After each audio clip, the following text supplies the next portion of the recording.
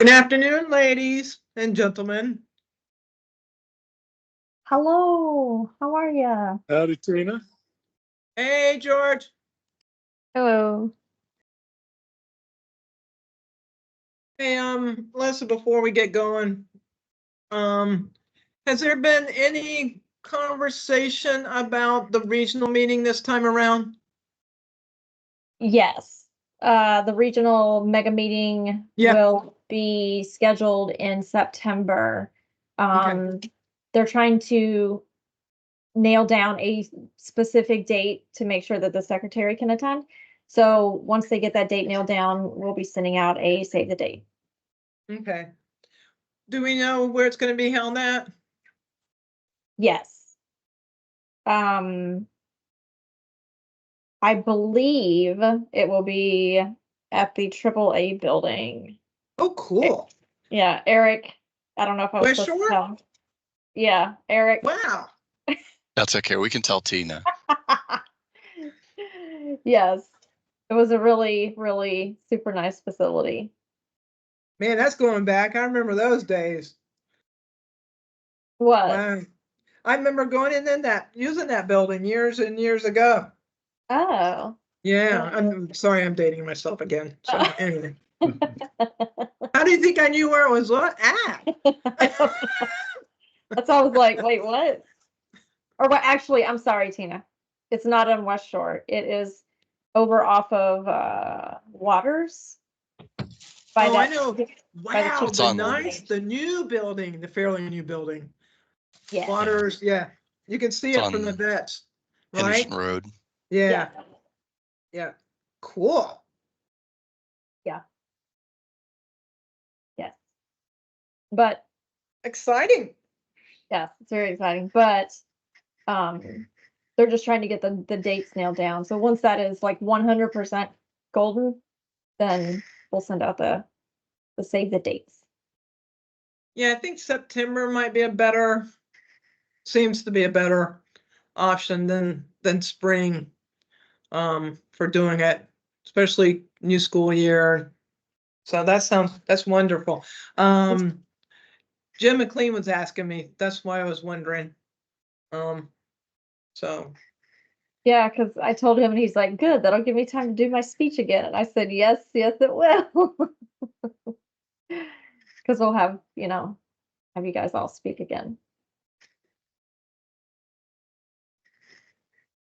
So we have a few more minutes here before we'll do some introductions. And then we'll go ahead and get started.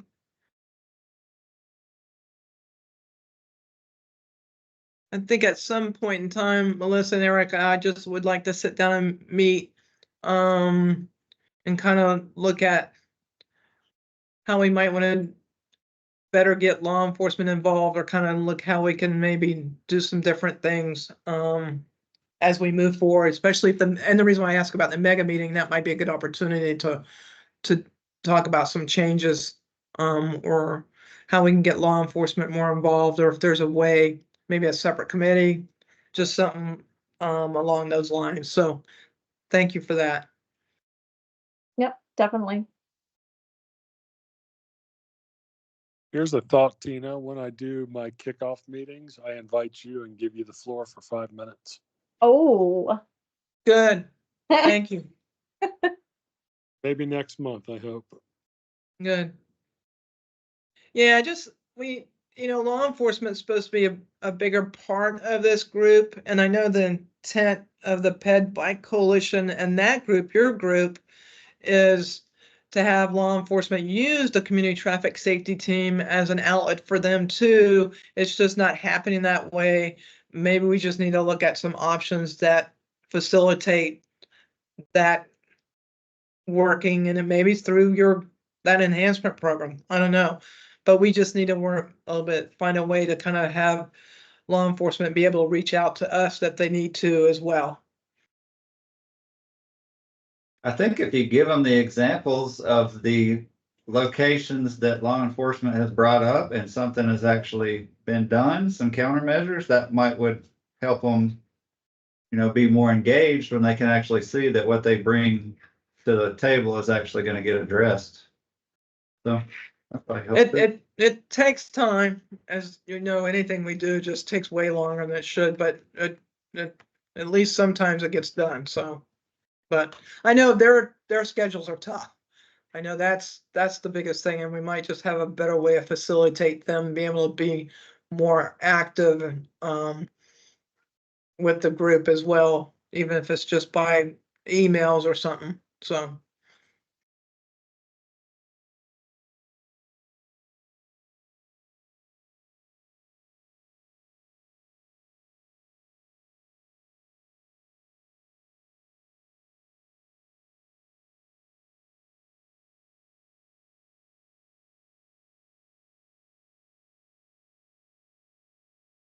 I'm waiting for the countdown, sorry.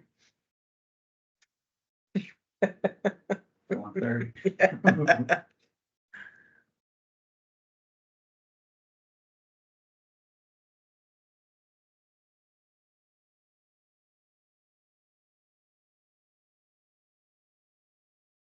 Just to let you know, Melissa, Johnny is in the same room with me, so even though you just see me, he's across the table from me as well. So Johnny Kors. I'm here today. We'll go ahead and get started, and I'll kind of lead off there, and then you can go down the list for me, Melissa. So Tina Russo, Chair of the Pasco Community Traffic Safety Team. I'm the active transportation planner for Pasco MPO, which is a metropolitan planning organization. And Johnny is one of our transportation planners. He helps me quite a bit with a lot of our crash data as well. He's sitting across from the table from me. Melissa, take it away. Thank you, Tina. So hey, everybody, I'm Melissa Shepard with JMT, one of the district safety consultants. And just to let you guys know, this meeting is being recorded. If you are not speaking, please mute your mics. All right, so we will start off with Brenton. Brenton Mosier, USF Cutter. Thank you. Brian Michaels. Pasco County MPO BPAC Chair. All right, thank you. George. Good afternoon, George Edmiston, Benish, District 7 Safety Consultant. Thank you. Eric. Hey, y'all. Eric Henry, FDOT, District 7 Safety. Thank you. Jeffrey. Hey everybody, Jeffrey Moncali in Pasco County Traffic Operations. All right, thank you. Casey. Hi, Kate with EXP, and I'm a Pasco MPO GPC consultant. All right, thank you much. Matt Weaver. Good afternoon, Matt Weaver at Element Engineering Group. Thank you. Lori. Hello, everyone. Lori Paleo, JMT. All right, Shannon. Good afternoon, Shannon Kennedy Smith with Alliance for Healthy Communities. Thank you. Sheila Rainey.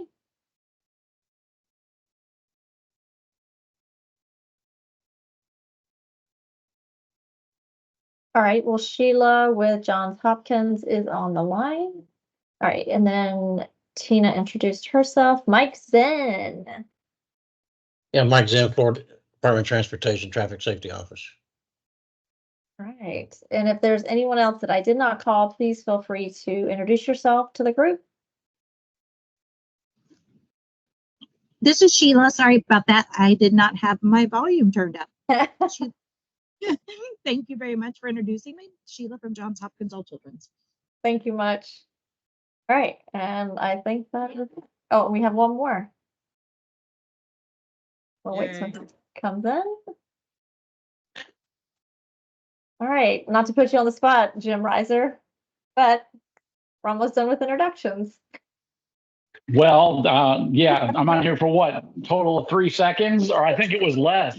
I think you got a new, well, so do you want me to blame somebody? I'm still not on all the emailing list on my new email stuff. Oh, Can you no. double check that? Seriously? Yeah. All right, so Jim Reiser, District 7 LEL. Good afternoon, everybody. Thank you. All right, Tina. So Jim, just for the group, since you're kind of new to the group, can you just explain that position that you're in so the group kind of knows? We have a couple people that are outside the organization that probably don't realize how this works as well. Okay, sure. Once again, I'm Jim Reiser. I'm the District 7 LEL. Just a quick little background. I did 28 years with the Tampa Police Department. I was a traffic sergeant, motor sergeant during my last 10 years and supervised traffic homicide detectives. Pretty much a traffic safety background during my entire law enforcement career. Worked with Florida Department of Transportation, District 7 on many different initiatives around the state and locally. Also participated in a lot of the traffic safety grants that are available on a statewide basis and obtained money for the Tampa Police Department. The law enforcement liaison position came open in the end of last year, and I took the position on April 15th. And basically what the position involves is that I work with law enforcement agencies to try and facilitate participation in traffic safety programs. I assist them with statewide grants, act as a liaison between the Florida Department of Transportation and law enforcement when we need to team up and get things done to make traffic obey the law and to keep people safe in the Tampa Bay area. And I'm happy to be in the position. It's something that I'm still getting my feet underneath me and getting to know a lot of people involved in the different areas. And I actually cover part of District 5 FDOT, which is Lake and Sumter County. We had to divide that up because the liaison who's based out of the Orlando area has a lot of different law enforcement agencies. So my reach extends beyond D7. But if you think about it, Sumter County really is becoming a bedroom community. The villages keeps moving further south, and it's easily accessible by I-75. So I'll keep it short right there. And I appreciate the time, Tina. Thanks. Thank you for that information to the group. It's funny because we just talked about before you came on about how we can maybe get law enforcement a little bit more involved with the community traffic safety team, and we'll just meet up and kind of go from there before our mega meeting in September. Maybe find out a best way how we can do that and facilitate it. Maybe not just by showing up to a meeting. Kind of go from there. So meeting dedication. Oh, good, Renessa. Renessa, introduce yourself. Perfect timing. Oh, hello, everybody. Renessa Martinez with Johns Hopkins All Children Safe Kids. Good afternoon. Thank you for joining us. Real quick, meeting dedication. I'm being a little bit more careful about names and places with some of these just for the purpose of private, and Lori's going to delve into some of our crashes a little bit later. So the one that kind of sticks out to me today, we had a fatality a week ago, 2 weeks ago. It actually ended up being a pedestrian crossing on 52 near Colony. Actually, unfortunately, the first person to hit this person was a motorcyclist who also was seriously injured in the crash. And then actually, I think a truck was the second vehicle that hit this pedestrian as well. So just one of those ironic, and we've been reaching out to DOT. We've had several left turns on 52 in the last couple of months. Of course, we've all unfortunately had several motorcycles in the last 2 weeks as well. But just one of those pedestrian motorcycle all in the same crash situation as well. And pretty much from the reports so far that we can get is that pedestrian just walked in front of that motorcycle. I believe it was dark at the time. I'm trying to remember the time of the crash, but just again. You're right. Yeah, we got so many of them. Unfortunately, we kind of. Tina, I got 11:02 p.m. on that one. It looks like from the FHP press release. Right. So just dedication of the reason why we said here, and we're gonna do a safety action plan in the near future, working on that agreement, and we're gonna have to really delve into these crashes in detail, and then kind of come up with some countermeasures, education, engagement, and enforcement on how we can help lower these numbers across the board. So that's my meeting dedication for the day. Just thank you for being here to kind of move forward to lowering those numbers. We did lower our numbers last year, but one's one too many as always. So we'll go ahead and move on to the review and approval of the April 24 meeting minutes. Hopefully you've seen those. If not, Melissa's going to throw them up there.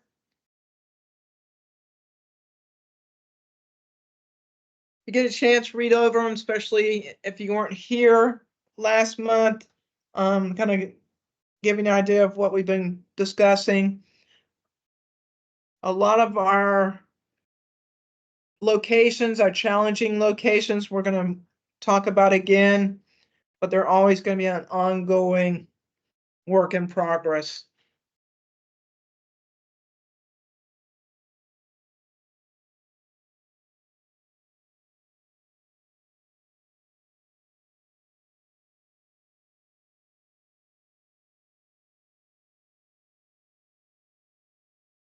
If there's no corrections, can I have someone provide a motion to accept the minutes as they are?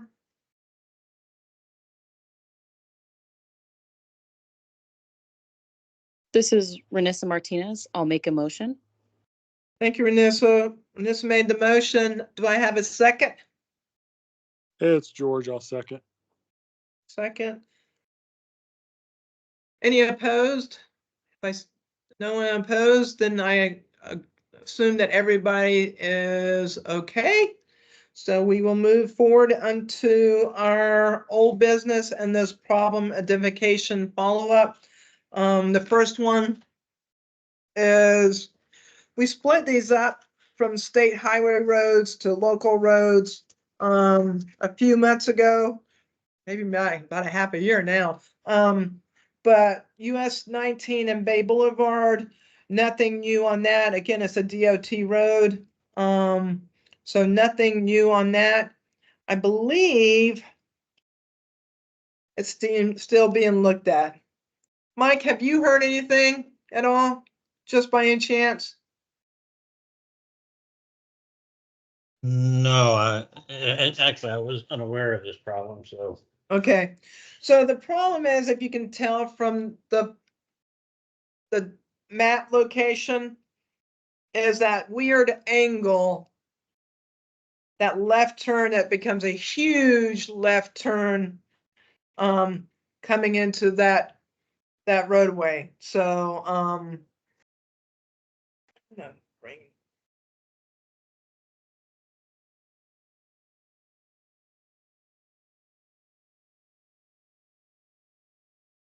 I think I'm going to take a bunch of these and look at them this next month.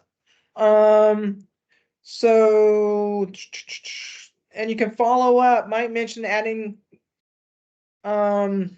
skips at this area, Venkat field visit, but that's as far as we got.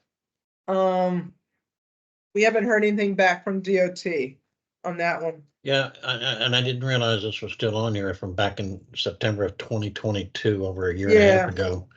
I don't know if anything got done with it or not. Back at the time, I do remember mentioning this to Ms. Guthrie over in traffic ops, but you know, I haven't been here in a while for these things, so I don't know. I don't know if everything got done with that or not. Eric, I can try do you to. mind? Yeah, I was going to say I can try to talk to Joe Allen and see if they have it on their radar still, or if there's been any progress. Or just if they can give us any kind of history. This one is a bad spot, by the way, and you can tell by looking at the map why it's a bad location, angle wise. And you got signal force, so you can pull up the crashes and kind of go from there if we need to. So 301 in Chansey, I know DOT is actually working on this road. Is he on here? You know, I drive through that. Yeah, I drive through that intersection regularly now, inspecting, you know, overlooking the MOT out there. That intersection is in pretty good shape at the moment, considering it's still under construction. A lot of those pork chops, concrete pork chops and stuff have been added. All right. You might just leave this on here until construction's complete and we do a final acceptance on it, because I'm sure these issues are being addressed through the construction phase. And I'm glad you're on, because usually the GPC, the consultant for that project's usually on here, and he's been giving us updates. So that's good to know that we're still on track and kind of go from there. But this is great, much needed. And this one might be able to come off. Yeah, and if you got issues, you can talk to the PM on this. It's Martin Davis. He works out of the operations office in Brooksville. We haven't had any issues with this. We're just waiting for, like what you said, for this project to be finally completed before we Yeah. take it off. Yeah, George and myself just rode through there yesterday or day before, I think. When did George? It was yesterday, yes. Good. Like I said, it looks pretty decent. I know it's still under construction. There's still got a lot to do there, but it's moving a lot better than it has been. So Donor Road on US 301, this came to us through the city of Zephyr Hills. We'll look at it again. Hopefully, George, if we meet with Zephyr Hills PD, we can have another conversation with them because they're the ones that actually brought this one to us. There's poor visibility at this hill, so I don't know. I think Jeffrey, didn't Venkat say he was going to look at this too, real quick? Do you remember that at all? I'm not sure. I was Okay. at the last meeting, so I don't know. Okay. Hey, Tina, and I did talk to Jim Reiser after our last meeting earlier this morning. He's been in contact with Zephyr Hills as well. So we're going to work on this together, and we'll include you in that as well. Yeah. Anything that we can work on with them, that's the whole point of this. So, and again, this one was brought to us by them. Yeah. So you're going to host the live meeting next month in Zephyr Hills, right? That's what we're working on, and we'll talk about that at the end of this meeting as well. So, I have not heard back from them, but we would like to hold our next live meeting, June 26th in Zephyr Hills, if we can find a spot, and if not, we'll make a spot. So, Mike, this is your baby, Seven Springs Boulevard. I know Venkat had been doing a lot of work on Seven Springs within what they can do. And that's about it. It came up again. When did Seven Springs come up? Recently. Yeah. We actually went and looked at it a little bit last week too. So I know they're working on some of the school. We got that sidewalk going on Prairie Ranch. Actually, they're talking about widening Perrine Ranch too as well. So, that's all I had. I know Venkat talked about there's a signal going in where one of the high crash areas are. A lot of the issues with Seven Springs, other than being a cut through, is the trees along the roadway that block visibility, people pulling out of access points. And where our most crashes are on Seven Springs are some of those locations where you can see the visibility of crossing, pulling out, making access is some of the issues, especially with any kind of speed of people on Seven Springs. Mike, do you want to add any comments to this? Yeah, Tina, it goes way back, and I was with Mike Bunk on this way back in the day. I've been back and forth for quite a few years now, Seven Springs. Some of the issues out there is, you're right, it needs a signal. Now, I think your signal needs to be right there where the fire station is, where everybody turns to go to Century Village. The elderly just have a difficult time making that left turn coming in there off of Seven Springs. Okay. Of course, you got a lot of sidewalk issues and you got guardrail Yep. issues out there. Right. None of that's ever been addressed from the last 6 or 7 years we keep playing with this road. If you don't mind, maybe we'll set up something with traffic ops and just kind of go over these and see what we really can and can't do and go from there. Sure. Okay. Why don't we do that instead of bouncing this around and just get all some the issues. answers? Yeah, all your issues really started rearing its head back when they opened Perrine Ranch onto this. I know, think everybody's using a yeah. shortcut to get off of 54. And that's when this thing reared its head, and it's been there ever since. Jeffrey, do you mind? We'll just set something up with you guys and kind of just go over these concerns, and then we'll move forward with it one way or another, what it is can and can't be done, and kind of go from there. Yeah, sounds good. Thank you, sir. Instead of bouncing around. I know the school did some work up by their way, and I know that fire station there as well. And then I think that's it for those, right? Is that all of them? Did I miss any? Nope. Johnny, did you want to add something that we've actually sent up to DOT that we can just put maybe on our list to follow through? And that is State Road 52 near Colony, right? Yep, there's about a half-mile segment of 52 from Colony going east that one of our MPO CAC members has brought up. He travels that route a good bit. And it's Colony is one of them, and there's two other intersections, and I'm gonna pull it up on the map so I can name them. There's a lot of left turn crashes from people traveling eastbound on 52 heading north onto these side roads, and then there's also people from the side roads attempting to turn left to go eastbound on 52. And there's been a lot of crashes in the last few months, and the location of that fatal crash that Tina was talking about for the meeting dedication was in the same area. DOT has, so we reached out to our liaison, and the DOT safety team is aware of this and they are looking at it.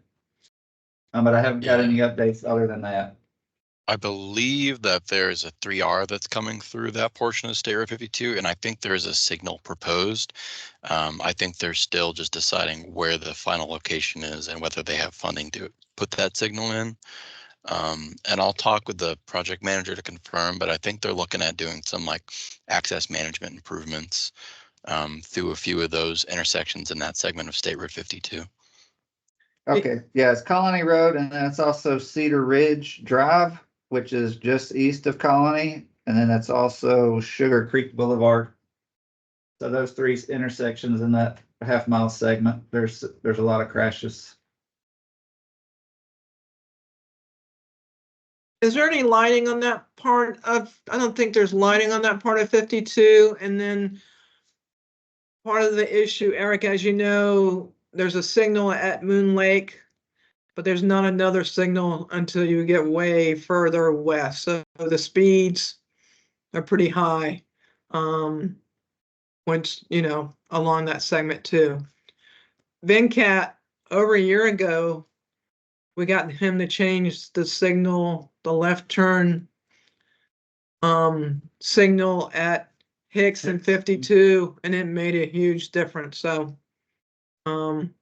we had several fatalities at that intersection, and when he got rid of the intermittent left turn, made a big difference at that segment. But if you look at the crashes, you can see where Johnny's talking about, and a lot of it's just, it looks like more of a speed. If we can get another signal in there, that might kind of help control some of that speed situation as well. So I think we went up quite a bit on crashes too when the construction was going on 52 to the east. So people would change their route to avoid the construction on 52 east of Suncoast. So I think that didn't help at all either, because people were rerouting to avoid the construction. So it added more traffic counts, I think, on that segment of 52 than there used to be as well. So we see that quite a bit, as you know. You know, you see some major construction on roadways and the crashes shift because people are avoiding construction. We saw it with the diversion diamond at 56. They moved north to 54. So some of that maybe hopefully with 52 being done will help a little bit as well. Whatever FDOT does, if y'all could keep us updated so we can keep our keep that resident who's asking about it, so we can keep him in the loop too. Okay, sounds good. I'll touch base with some folks here with the project manager to see what the status of it is.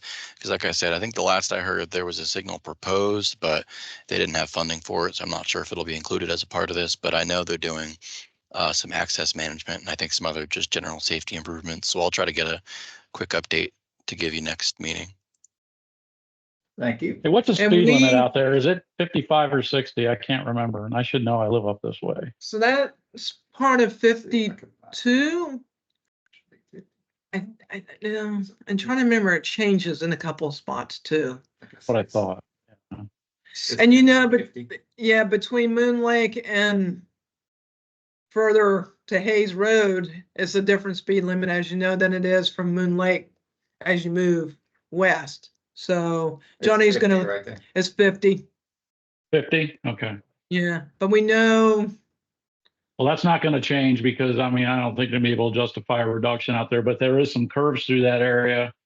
So the only thing I can figure is that when the vehicles are in those center medians, they're, you know, because the way the roadway is curving toward them, they may not see it as traffic. It's the human factor thing again. People in a Right, hurry, and- not paying attention to what they're doing. yeah. And it's not only the curve, a lot of those places, Jim, there's a little bit of elevation change too, along 52 that we see in some of these locations as well. We know that was true at 52 and Hicks westbound. There was a little bit of elevation change with that left turn that added to it as well. So, Right. okay. Yep. If not, we'll move on to new business, education. We have several folks in the group that are part of the education. Vanessa and Yeah, I can share. I don't know if Sheila's on here as well. she was on earlier, I think. Okay. I'm here. Oh, good. There you are. I'm sure she's got stuff I'm missing. So, as far as Battle of the Belts, we did have Battle of the Belts again this year. It was very successful. We had 11 high schools participate, so roughly 19,871 students altogether. So really great that we were able to touch on. A few of them actually did add vaping into their campaign, so it was really exciting to see. I'll hopefully be able to share that with you all next week for those coming to the Safe Kids meeting. So that was wonderful to see their participation. They did an excellent job. So these campaigns are extremely impressive. I'm really excited to share them with you all. It kind of is really innovative. And I feel like this is kind of where our future is going. Some of the schools actually did their own in-house surveys where they had students participate and determine, you know, how often do you wear your seatbelt? Do you wear your seatbelt every day by yourself? Do you wear it when you have your friends with you? It was really, really interesting. So something that we may be adding into the near future, you know, with technology and advancing. So it was great to have the participation this year. We're just going to be doing some recognition, small recognition for them. Usually we have a ceremony, but this year it was kind of cut short because we didn't start campaigning until later on in the year. So what we're going to do is just a personal, you know, I'll be going to each of the schools and giving them their awards, as well as, you know, complimenting them on how well they did this year. So really great to have that participation again this year. And I truly appreciate you, Tina, for helping, Michael, Isabel, Ashley, all of these people came through and really assisted me with the pre and post count. So I can't thank you all enough, you know, for assisting us with the resources and education, really getting all that out there. So without you all, we wouldn't have been able to do it. So thank you so much for participating in Battle of the Belts as well, too. So we'd like to do that more next year too, Vanessa, ahead of time. Maybe we can get it, help you a little bit more and get more involved. This was the first time I did it this year. It was very much a learning experience. Trying to see if people had seatbelts on in their vehicles when they're tinted and, you know, some other things. It was just a learning experience across the board, doing the survey too. So maybe we can have more folks help you next year and get ahead of the game next year and get more schools involved, because it was very much a learning, a very neat learning experience to be part of it as well. Yes, thank you. Yeah, we will be starting a lot earlier next year. Usually we start in December, actually, with getting all the resources started, and then really they campaign in January, February. So we'll be much more thorough this year. And yeah, the participation is great to see the vaping. I'm excited for some of you guys to see, you know, some of the posters they came up with. Really great stuff. So thank you again for assisting with that. And I look forward to next year. Anybody else to add to education? This is Sheila. I do. Sorry, go ahead. Go ahead, Sheila. It's Casey. Hey, I'll Casey. go after. I'll go after. Hey. Okay, sounds great. So we wrapped up the bike poster safety contest, and Pasco had 7 entries, which was more than any other county and more than Pasco's done in the past. So that was amazing. The schools were East School, Oakstead, Anclote, and River Ridge Middle. We did deliver prizes and got pictures and posted everything. I shared all that with Tina, so she has access to the posters and the list of the winners. It was also National Bike to School Day. It was May 8th, but really any time in May is good for a school to participate in some kind of event with biking to school. Unfortunately, which I was a little surprised, Pasco did not have anyone register. Not that I don't think that they did it, because I know teachers are assigned to bike racks and do this all the time. We just didn't have anybody sign up. So I'll work on that next year. I'll try and get the list of principals' names and PE teachers and see if we can find out who's manning the bike racks in the morning and the afternoons, and see if we can get some sign up next year. And I think that's all I have. Hey, Tina, it's Casey. I think we mentioned about getting to Dade City. So I'm helping the Pasco MPO do their public participation plan update. It gets done every 3 to 5 years. And as part of it, we're using the helmet connection to really get into communities and identify, again, some new areas that we had not really gotten to. Tina, I know you're working on getting us into Lakuchi there with the sheriff's office, which is awesome. We've been to 3 places in Zephyr Hills, and including their mobility workshop we did April 18th.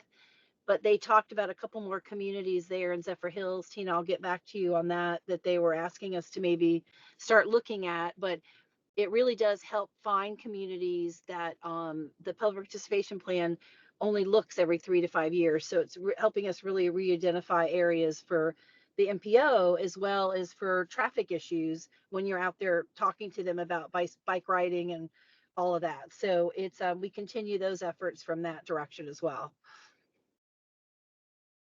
And today, even though it wasn't a Pasco event, it was our helmets that Yeah, that was fun. It was really a fun day. At the today. ribbon Yeah. cutting, and Hernando was, a great, surprising event as far as giving helmets away. Anyway, so how many did you end up giving away today, Casey, that we didn't think? 18, I think. Yeah, Wow. It was really busy. And there were definitely some new takers, right? There, the bicyclists kind of tend to like to collect helmets, but we had some new kids and some all ages that were there. It was just a great turnout, and it was a really nice surprise. And I, to get to be with everyone there. Mike and Britton was there, and Jason from Cutter. We met a lot of nice new people that aren't your traditional ones. Yeah. And it was just good. It's always a good icebreaker to get to talk to people. And it was good because, again, like you said, we kind of don't get the opportunity to talk to the choir a lot of times. So it was kind of fun to be able to talk to those people, cyclists that don't know what we kind of do as well. So that was a nice change of pace there as well. Hey, Tina, this is Sheila. I have one more thing to add. So yesterday we had a bike rodeo and helmet fitter training at Johns Hopkins with Jody Walburn. And Jody is one of the only people who can train for rodeos in District 1. She is relocating to Minnesota at the end of August. So our opportunity to do those trainings is right now. So if anybody is interested in doing a training, I may be able to just host it again at our location, or we could do it at a Pasco location. But that opportunity is soon going to go away.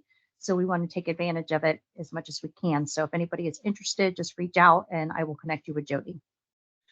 So inside scoop here, I'm working with the Ped Bike Coalition and through several of those folks on trying to reinvent, should not say to bring back that education that used to be done through University of Florida through the bike. So we're looking at, the state is actually looking at how we can bring the education back back around to do those trainings again. So good news is the state's looking at bringing back that education component other than just the helmet fit training as well. So they're looking at the bike rodeo portion? Yes, which is what UF used to do, the bike ed program at UF. That's how it started, was UF. And I'm dating myself going back to those mid-90s when that program started and kind of, fell through. And then that's how the helmet fit training kind of was left of it and stuff. So the state is actually looking, because they're in need again of revamping that education program at the state level to train folks. So we had our conversation. So hopefully we can move forward with doing that, especially if she's leaving. Right. Yeah. If that's the case, so we have to figure out how we can do this, bring this back, because it was well used in the past. So the state's actually looking at that as well, which is good news as well. Yeah, that's great. As far as I know, Jody's the only one in the area, and with her leaving, I know she's going to be doing some train-the-trainer classes, or she's at least trying to work on that. But she was with Safe Routes to School, so that's where her programming came from. Right. Thank Did I you. hear anybody else?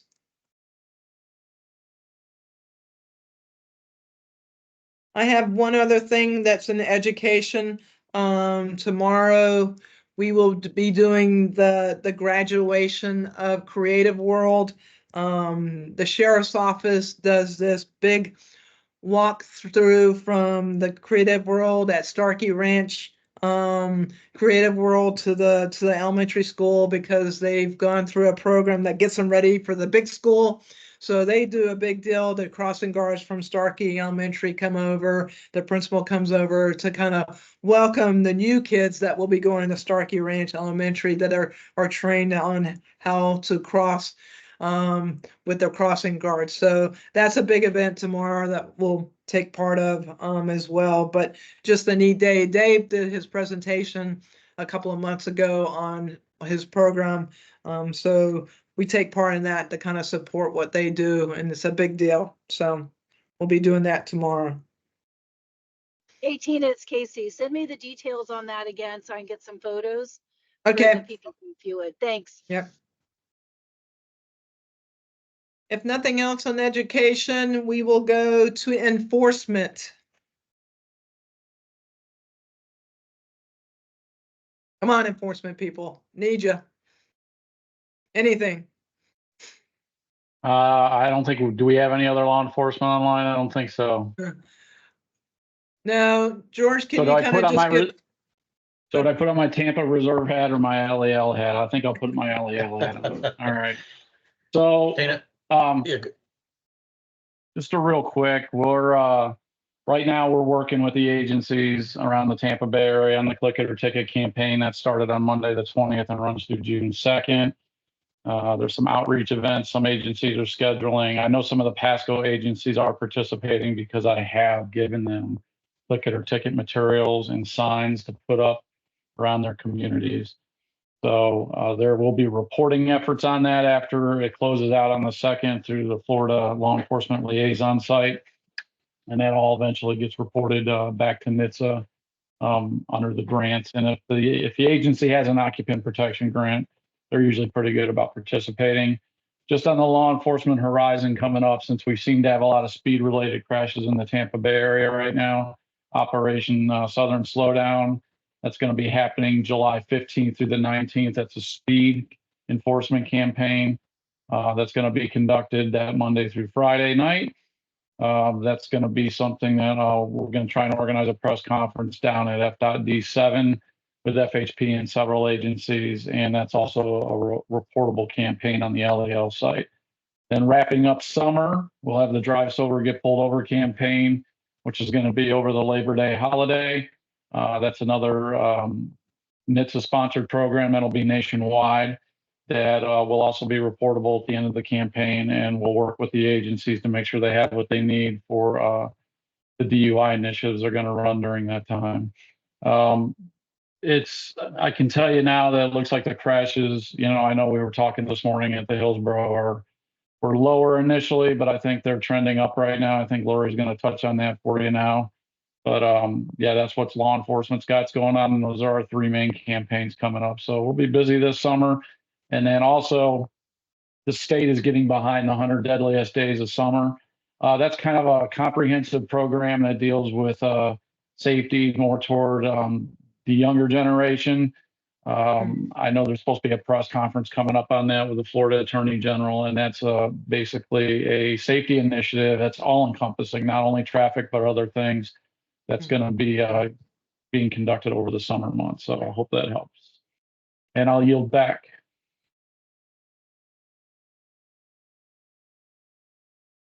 George, will you just give a quick overview of the law enforcement enhancement program so this group kind of knows the great work that DOT is doing with that group? Sure. So we're getting ready to start ELEE3. Hopefully we'll have all the scopes and funding in place here in the next few weeks. As soon as that's in place, then I can schedule some meetings. So we will have 3 meetings, a Hillsborough, Pinellas, and then we'll encompass Pasco, Hernando, and Citrus in one meeting as well. We are going to add an educational component. So the educational component is going to be open for agencies to provide education to different age groups. We're not specifying it has to just be high school. So we're working out some details on that program as well. So I certainly think you're going to see a bigger program that has more encompassing ways for agencies to earn points, to earn equipment for their agencies. I'm hopeful that Zephyr Hills does come to the table this time. The only agencies that don't participate is the Pasco County Sheriff's Office and Zephyr Hills, the past 2. So hopefully we can get everyone on board, but we're certainly excited. We put a lot of time and effort. Mike and I have really put our heads together to come up with some different ideas. We've talked to several different vendors, and so I think that we're taking this in the right direction, and we're certainly going to do our best to make this even better than last year. It was a great award ceremony, seeing those that participated from Pasco, the great work they did, even our smaller agencies. So they did a great job. Y'all did a great job. Any other enforcement? Walked away with Go ahead. great equipment, some speed feedback trailers, and so that certainly helps to see those on our roadways as well. One of these days we're going to have that short presentation to our committee so they can at least see what some of our law enforcement agencies do, even though they don't see it all the time. So thank you for that. Anybody else on enforcement?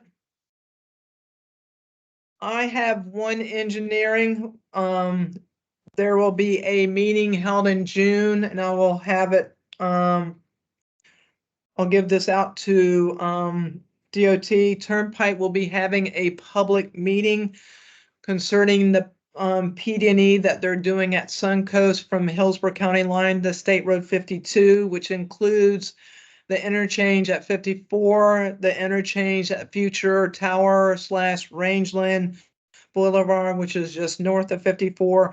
So there will be a public meeting on that PD&E that Turnpike is actually doing as we speak, finishing up. It is in June, and I'll provide that information for you as well. So that's some engineering for this group as well. So, and we are in the midst of our long-range transportation plan in Pasco County, and there is a needs map on the website.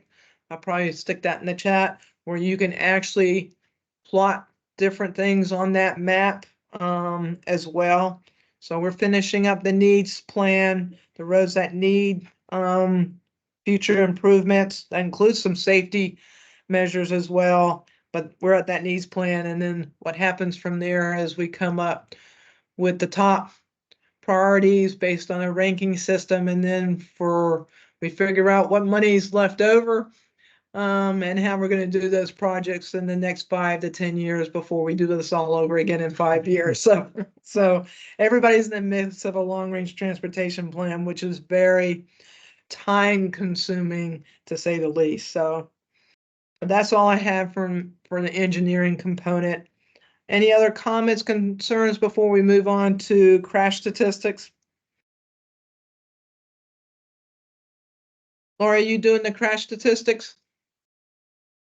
All yours. Yes.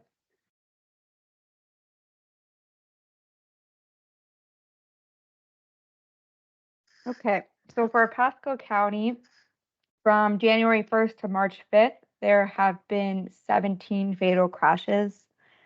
At the last CTST from January 1st to February 9th, there were 10 fatal crashes. So there's been 7 new fatal crashes since we discussed at the last CTST meeting. Those include 1 pedestrian fatal crash, 1 off-road, 2 other, and 3 left turn fatal crashes.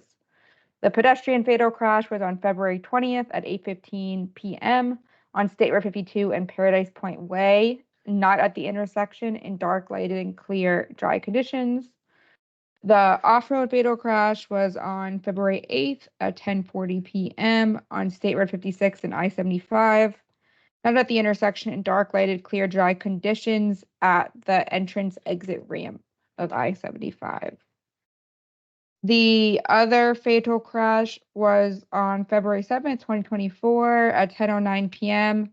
at Radiant Lane and Gadabout Lane. I don't know how you pronounce that. Not at the intersection, in dark, lighted, clear, dry conditions, and it involved a parked motor vehicle. And the second other fatal crash was on February 16th at 10:20 a.m. at US 301 and Wire Road at the T intersection in day, clear, and dry conditions. There were 3 left turn fatal crashes. One was on February 10th at 3:01 p.m. on State Road 56 and Piazza Ave at the intersection in day, clear, and dry conditions. This left turn fatal crash was motorcycle related. The second left turn fatal crash was on February 20th at 10:31 p.m. on Hicks Road and Shady Drive at the T intersection in dark, lighted, clear, dry conditions. This was driveway alley access related and was also motorcycle related.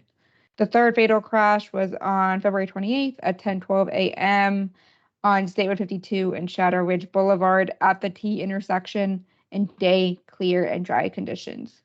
So motorcycles have the second highest fatal crash with a mode of travel of 35%, which is really high.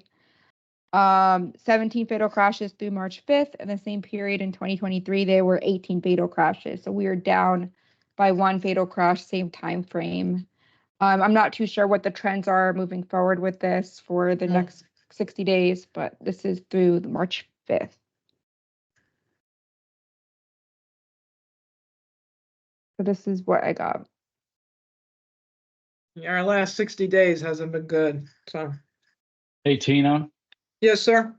I'm looking through, and I hope this doesn't do anything, but with the press releases from FHP, since they handle most of the crashes in Pasco County here, it can add about 1, 2, 3, 11, it looks like. That, and I'm only going back to like April 5th, I think. Maybe a little bit further, maybe like March 25th. So a little bit further than Lori's data. You got, not getting into the data and splitting it up percentage wise, but you had a fair number of pedestrians and a fair number of motorcycles involved in that. I'm sure that, so just the people in the group that aren't aware, and State Road 54 and State Road 52 involved on a frequent basis also. Really no areas of the county really focused on. I mean, but those are the 2 roadways where I'm seeing a lot of activity right now. So hopefully we can get the numbers down. I'm not looking forward to Memorial Day weekend across this area though. Yeah, and 41 has popped up quite a bit more lately, and some of that is it just got widened as well, which we always see that trend as well. When a road gets widened, the crashes go up for several reasons. But 41 in the last month or so has seen quite a few as well. So, but yeah, we get those. We're trying to figure out how, as you know, to deal with the 60-day lag and see if we can work around that, especially as we move forward with the safety action plan. Kind of go from there. Any other comments. We noticed, and Johnny already mentioned it, the left turn seems to be a big one. And we always know that unfortunately with motorcycles, it's usually one of the biggest ones. Kind of along those lines, and Mike will like to hear this.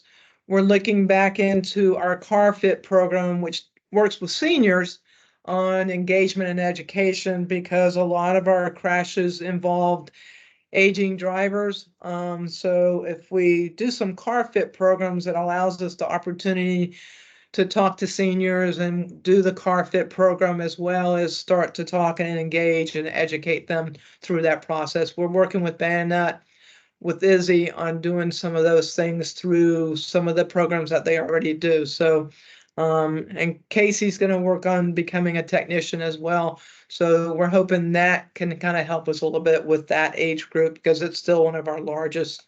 A couple of those motorcycle fatalities were aging drivers that made that left turn in front of them.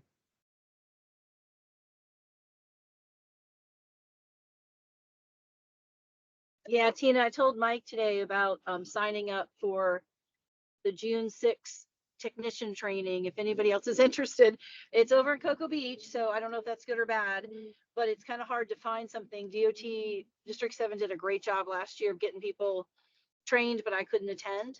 And so I'm going to try to get it through another agency, and then I can help over here in this area.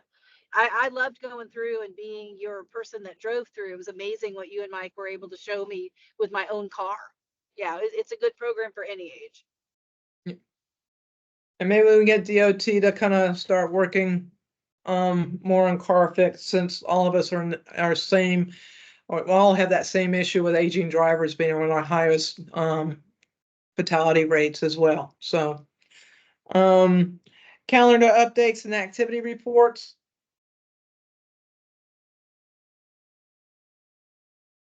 The only thing I can think of for a calendar update is that next month will be National Safety Month, which is very broad. I think originally it was mainly like occupational safety, but they've opened it up for safety of all kinds. So keep that on your radar. Just let us know if you have any events that are safety focused, as always.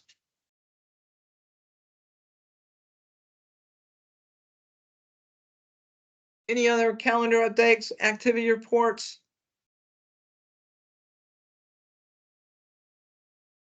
Do we have anything else on fatality tracking? We kind of did that with the crash report.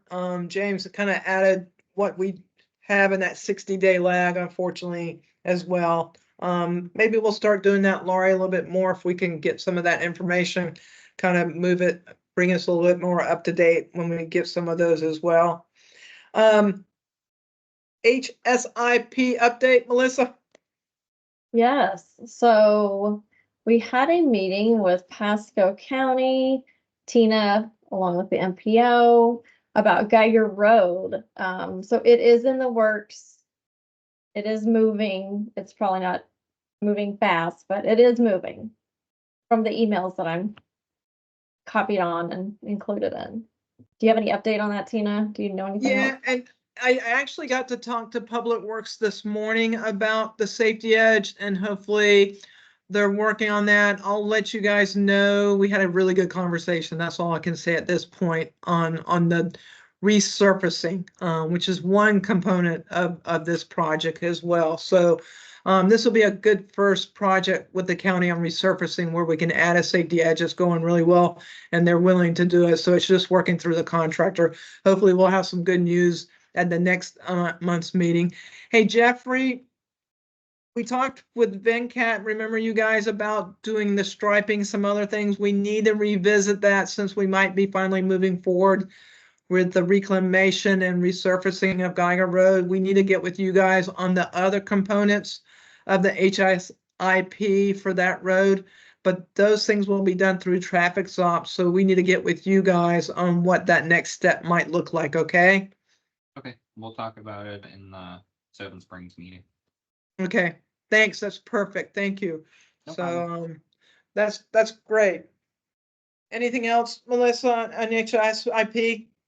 Nope, the portal's up and running. It's working well, so we just need to get Geiger Road in a in the portal and move it forward.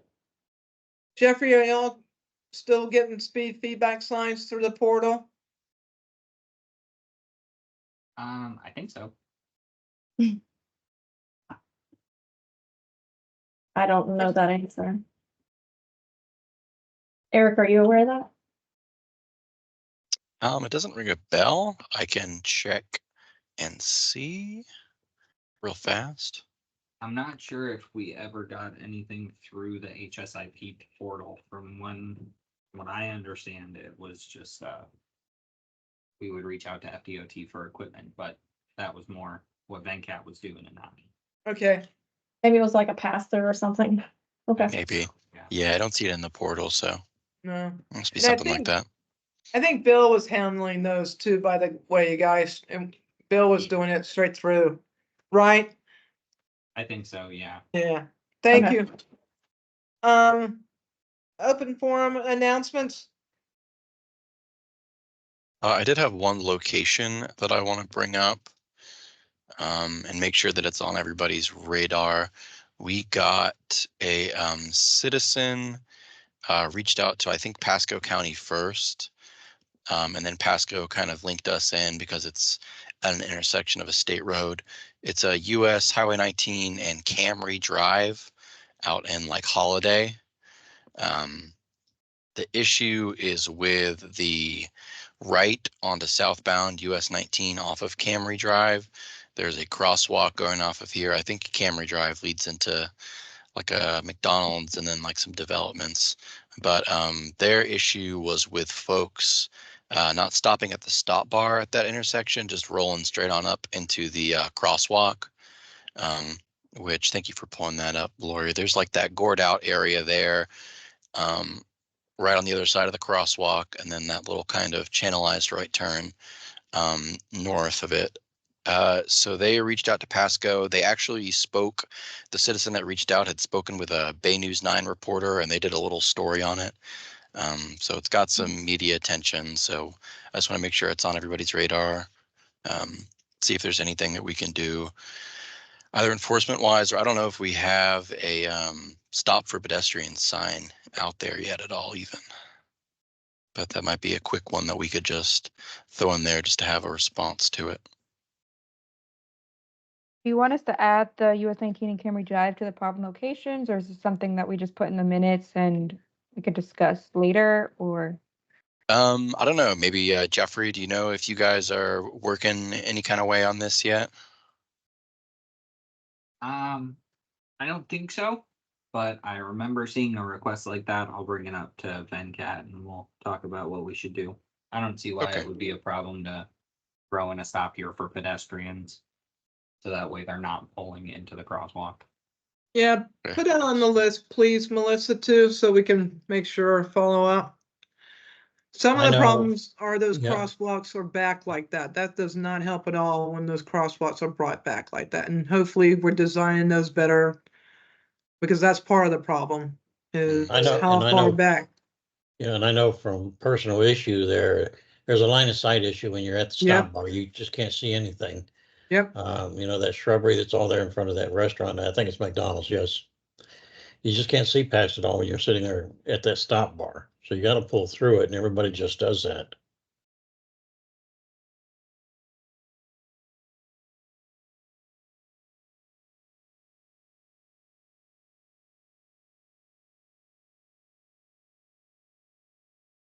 Is that crosswalk in good shape too, color wise, paint wise? Again, that might help as well. Yeah, that's a good question. Most listed recent there. street view is kind of out of date. Yeah. You got delineators there for a reason too, huh? That's because it used to be a free flow right turn lane all the way through there. Mm. Yeah, You can't I did even that. see that there. Whew. So I said, you got a line of sight issue out there. Yeah. Bring that crosswalk up where it belongs in the first place. Sorry. That's how we're doing them now. Wow.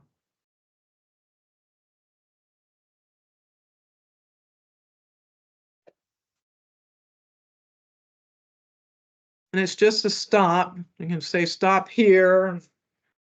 There's some different signage you can put there as well. So just add it to the list. Are we adding the locations we discussed earlier, like Colony? Are those? Yes.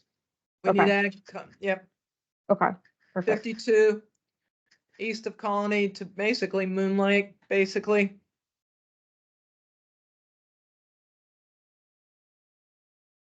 That's good.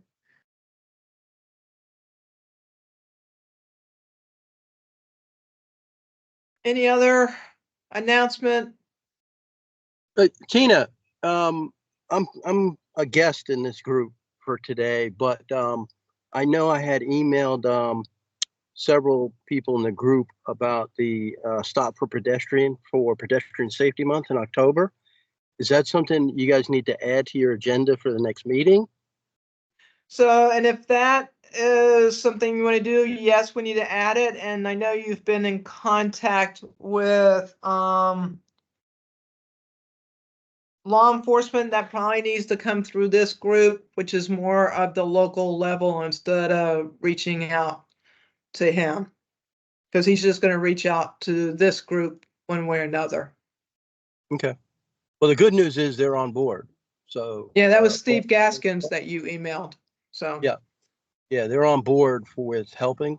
Well, for, he's gonna pass it down. Trust me. Yeah. No, I know. So, But the good news is he's receptive. All right. Thank you. at the June meeting, Melissa will add that being October Pedestrian Month, we might want to go ahead and have a discussion about that too. Okay. Yep. So we'll maybe add it with activity reports or calendar updates or something, maybe just make sure we add it. That way it gives us a little time to get ready for it as well. That sounds good. So next line of business, June 26th is our next meeting. We would like, that's our live meeting. I have Starkey Ranch as a backup, but we are looking at trying to get it on the east side of the county to get them a little bit more involved. So we're going to keep trying to get that moved to Zephyr Hills, but we have a backup at Starkey Ranch just in case, and we'll kind of have that hopefully in the next week or so to give people plenty of time to plan to make that trip to Zephyr Hills as well. So, and maybe we can do some pre and post fun things being on that side of the county. We used the council chambers last time. Let me see if I can get them again. Any other news? If not, Melissa, yes. One little thing about Safe Yeah. Streets for All. Yes. How is y'all's application going? So we're in the agreement process. That's all I can say. I'm still, evidently it took Pinellas 6 months to get their agreement done. So we're following the same route with Federal Highway. We are on one of the last attachments conversations. So hopefully we wanted to get this to our June board meeting, but it has to go through our county attorney. So it might be August, but we're chomping away at it. So it's evidently it's a process from what I hear from everybody else as well. So, but one step closer on getting that agreement signed to move forward with the action plan. So just a process. Okay, good. Okay, good.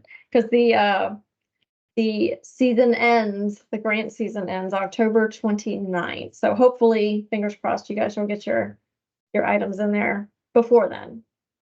But I'm waiting on Federal Highway. For sure. And they have started releasing grant funds and awarding the grants to folks. So that came out, and then they'll be awarding more in August and November. So, and then it should start back up next year. I think they're being a little bit more scrutinized on these agreements than they have in the past. And that's what's kind of taken a little longer than it has been in the past as well, for these agreements, even though it's just a safety action plan. That's a lot of hoops to jump through. So, but we'll jump through them. Heck yeah. All right, cool. Thank you.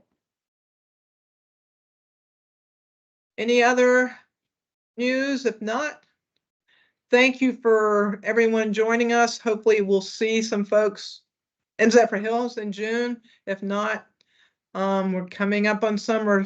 Be safe. And we will be adjourned. Thank you guys for joining us. Thank you, everybody. Thank you. Thank you. Thank you. Thank you. Take care. Bye. Hi guys, thank you.